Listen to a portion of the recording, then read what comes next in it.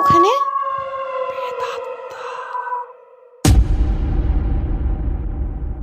বাইরে মুষলধারায় বৃষ্টি পড়ছে।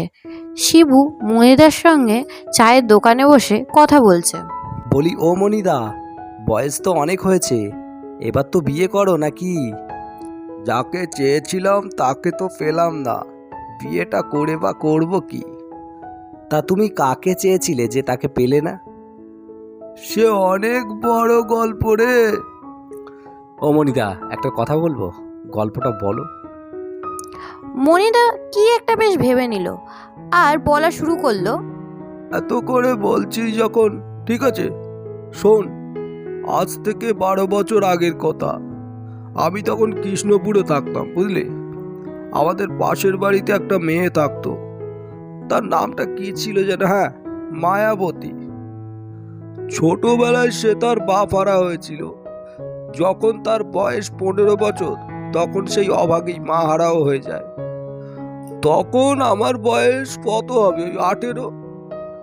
ছোটবেলা থেকে আমি আর মায়াবতী একসঙ্গে খেলতাম, পড়াশোনা করতাম, পাঠশালায় যেতাম। যখন মায়াবতীর মা মারা যায়, মায়াবতী কেমন একটা হয়ে যায়। কারোর সাথে ঠিকমতো কথাও বলতো না, এমনকি আমার সাথেও খেলাধুলা করা ছেড়ে দিয়েছিল। সে শুধু ওই আমাদের কৃষ্ণপুরের দক্ষিণ দিকে একটা ভাঙা শান দেওয়া পুকুর ছিল, আর তার পাশে একটা বট গাছ ছিল। ওই বট গাছের নিচে বসে কি জানি কি ভাবতো। একদিন গোধূলির সময় ও পুকুরের ধারে ওরকম বসেছিল। হঠাৎ দেখতে পেল পুকুরে একটা ঘূর্ণিঝড়ের মতো জলে যেন পাক খাচ্ছে কিছু। তারপর সে দেখলো ওখান থেকে একটা মাথা বেরিয়ে এসছে।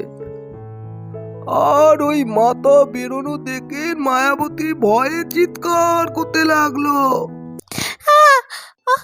ও কি? ওটা কি? ওটা কি? আহ! আহ! ওই চিৎকার চেঁচামেচির পর ও বেহুশ হয়ে ওখানে পড়ে যায়। তারপর সন্ধেবেলা পাড়ার লোকেরা রাস্তা দিয়ে যখন যাচ্ছিল, দেখতে পেল কে একজন পড়ে আছে।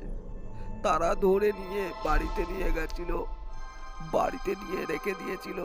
যখন হুঁশ আসলো, তখন ওই পুকুরে যাওয়ার জন্য লাফালাফি বাঁধিয়ে দিল।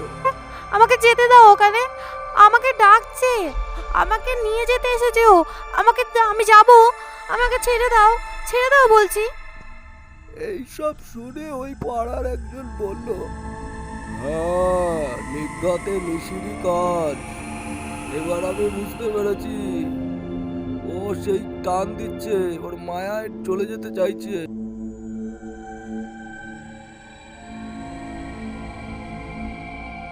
মনিরা এতক্ষণ এই গল্পটা বলার পরে চুপ হয়ে বসে পড়ল। তখনই শিবু জিজ্ঞাসা করলো, আচ্ছা মনিদা, তারপরে কি হলো? তারপর আর কি, রাতে যখন গ্রামের সবাই শুয়ে পড়ল, তখন গোপনে মায়াবতী বাড়ি থেকে বেরিয়ে গিয়ে সেই দক্ষিণের পুকুরে গিয়ে ঝাঁপ দিয়েছিল। পরদিন সকালবেলা যখন লোকজন যাতায়াত শুরু করলো, তখন সেই পুকুরে দেখা গেল মায়াবতীর দেহ ভাসছে। তা বন্ধুরা আজকের গল্পটা আপনাদের কেমন লাগলো? আর একটা কথা বলতে আমরা ভুলে গেছিলাম, আপনারা নিজের নাম কমেন্ট করুন যাতে আমরা আপনাদের নাম আমাদের ভিডিওর মধ্যে নিতে পারি। আর আপনার যদি এই গল্পটা ভালো লেগে থাকে তাই লাইক করুন, শেয়ার করুন, সাবস্ক্রাইব করুন। Thank you so much. Tata, bye by.